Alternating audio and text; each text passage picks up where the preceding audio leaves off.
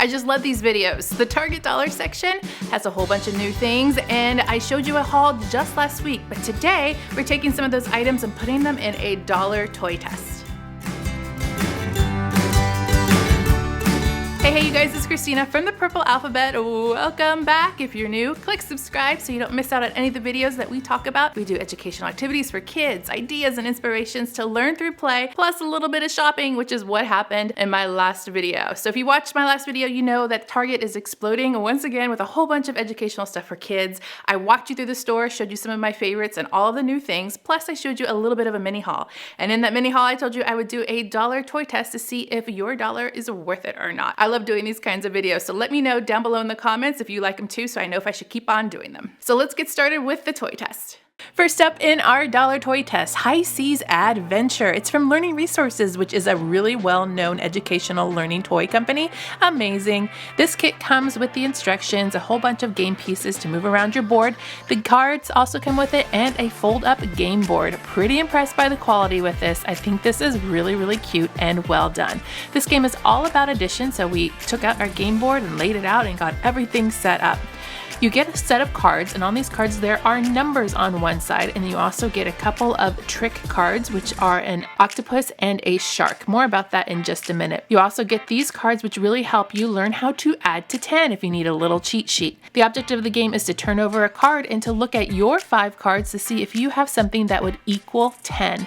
This is an amazing beginner game because you're really focusing on your math facts. If you have something that goes to 10, you get to move your little pawn one step closer to the treasure chest in the middle of the board. But you have to watch out for sharks and octopuses because sharks and octopuses mean you either switch cards or you can get a card from an opponent. This game is a lot of fun. I like that you can vary it up in different levels and play different ways. For example, you could see how many numbers you have would equal 10, or maybe you can do away with the little cheat sheet card and do the math in your head.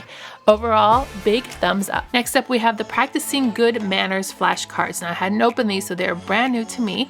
They look like they are really large-sized cards printed on both sides, some good manners.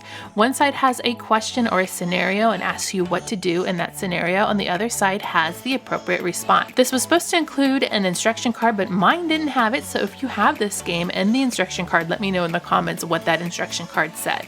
But what we did is we just laid out the cards and went through each scenario one by one, talking them through. And this was really funny to hear their answers to the situations, and that way I knew what skills they needed to work on and what skills they didn't.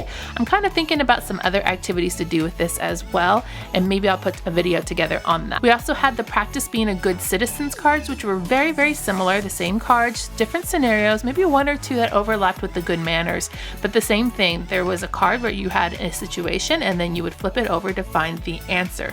Everything was being about a good citizen.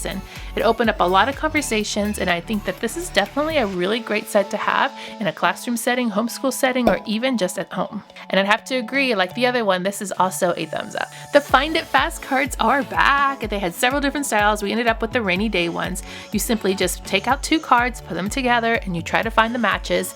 My kids love this game. The first one to find the match gets to keep that card and keep on playing. That is how we play. However, there are instructions in the set that teach you a different way to play. So there are some variations you can do on this game as well, which I think is great to mix it up. This whole set's $1, a huge thumbs up. The magic tricks were so much fun. They are all $1 each. They're recommended for ages 5 and up. This one had a little container and a ball in it. You take the container out, put your lid on, say the magic words, and you have a surprise underneath. My kids thought it was the funniest thing ever, and I just had to share your reaction with you as soon as we said the magic words and took the top off. Okay, say again. Abracadabra! They were amazed at this magic trick and wanted to learn how to do it themselves. A big thumbs up. The next magic trick involved turning a piece of paper into a coin with some cups. So you would set out your cups and show the audience your piece of paper, place it on top of the cup, and cover up that cup with the larger one. Say the magic words to reveal a coin underneath. Once again, my kids were amazed, but by the end of the night, they were doing this trick all by themselves. I should also mention that each one of these tricks do come with instruction sheets on how to use them, which I think are great, but really they were very simple tricks to learn. Any kid could probably do them with a little bit of practice and amaze their friends. I think these are amazing tricks. I really recommend trying them out, at least one. Huge thumbs up on this one for sure. This magic trick was a flying saucer die trick. Inside you got a flying saucer and a teeny tiny die, and you were to show that to your audience, have them place it back inside the flying saucer, take your flying saucer lid and put it back on top. And of course, you have to say the magic words, right? So as soon as you get it in there and you place your lid on, you say the magic words, and what do you know? It changed size and became a bigger die. Turn it into... Amazing, full of fun, full of laughter, thumbs up. Our last magic trick was a ball in a cube magic trick. This one I definitely have to say was a little bit trickier. My kids didn't quite get how to do this one at the end. You have a clear box and you ask your participant to put the lid on the top. You take the box and add some rubber bands all around it. Now, of course, I'm not telling you how the trick is done because that would just ruin and spoil the surprise, but I would have to say that this one was a little bit harder to do the magic on, if you get my point.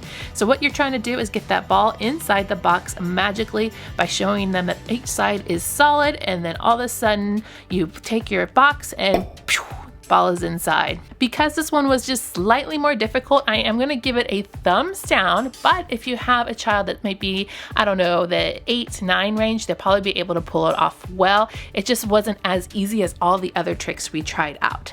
The building block sets that look like the plus blocks, I already knew that these were going to be a great hit. Anytime you see these, grab them. They are $1 for the tube. It's a great price. They do not work with the name brand ones, but if you get enough of these, you could have a whole set for a couple dollars. They do have some new colors out. These are kind of the pastel colors. They had some fluorescent ones. They're pretty amazing. They link together kind of like puzzle pieces, but they're great because they can be three-dimensional and you can build up and around and do some pretty amazing creations.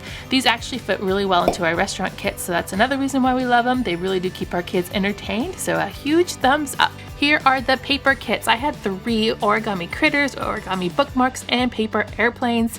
Each one of these are $1 each. We tried the paper airplanes first. It came with some stickers and 3 sheets inside that were already colored and kind of designed for you, which was kind of neat, and especially if your kids like to have really fancy paper airplanes. So we were able to get started right away. There was instructions enclosed inside as well, in case you didn't know how to fold a paper airplane. But we pretty much did our standard paper airplane fold, and it was kind of fun because both sides of the paper had the design on them, and it was super easy to add on the stickers and make it how we wanted to. I kind of think the stickers was an interesting touch because usually you wouldn't add stickers to them. So this one is definitely going to get a thumbs up for the variety. I do wish there might have been a couple more sheets inside there, but overall it was definitely a win in our book. My girls love making paper airplanes. They are a great exercise to work with. While the girls worked on the paper airplanes, I decided to open the bookmark kit. This was kind of a monster bookmark kit. Inside it came with the exact same things as the paper airplane kit, so you got a set of stickers and some origami paper that was specifically designed for these bookmarks. They are the square size. They are printed on both front and back, and I definitely like the colors. So the instructions on this one were even more simple than I imagined, so I was very happy about that because we all know Christina and origami don't always work. I've tried kits before from other dollar sections, dollar stores, and Dollar Trees, and I just didn't have much luck with them. But I was pleasantly surprised how easy this one was. I just did a couple of quick folds, and before you knew it, I had a bookmark that I could use right away. The one thing that I do have to say that was really confusing are the stickers. I like the eye stickers, I like the mouth stickers, but they had horn and ear stickers that were to stick off the paper. So it was kind of weird because you'd still have the sticky piece coming off of your bookmark. But if you're okay with that, these are definitely a thumbs up. They were really simple to put together and very quick. I like the variety of the stickers that they had on, so you can do your own monster face and you can make your own creation and personalize it how you want. Really turned out cute, don't you think? Then I went ahead and opened up the origami critters one. This one I would have to say is the most advanced kit. So if you're looking for something easy, don't go for this one. There were different animals that you can make. Same thing as all the other kits. You came with some stickers, it came with some papers, both printed on both sides and pre-cut to the size that you need. I didn't end up having time to make one of these, but I did look at the instructions and saw that they just involved a little bit more complicated folding. I definitely think it's attainable, achievable, that other kids can do it. So don't shy away if you want a little bit bit more difficult origami piece. This one, I'm giving a thumbs up, which means all of these paper kits are just amazing and great. Take these, put them in a restaurant kit. They're flat and they're great, and they will take a little time to put together. You can also take them with you on the go. They're even perfect for an Easter basket or for a rainy day activity. Our last kits are these tissue paper art kits. We have a butterfly and a little ladybug here. I wanted to open it up and show you what was included because I was really curious. They have instructions, they have the little frame for the animal, and then this is a sheet of contact paper. So you would peel it off to stick all of your tissue paper on there, and then you can hang up with a string that they provided into your window. We didn't have time to complete these kits, but if I finish one, I'm going to put it on Instagram and show you. But just overall, I'm going to give it a thumbs up because it's pretty clever with working with the contact paper and the frame. I kind of like that. If you've had any experience with these that might be different from mine, let me know down below in the comments. Everybody likes to go down there and to read what you have to say and get your thoughts and opinions as well. Make sure to click subscribe to see more videos like this and give me a thumbs up to show your love.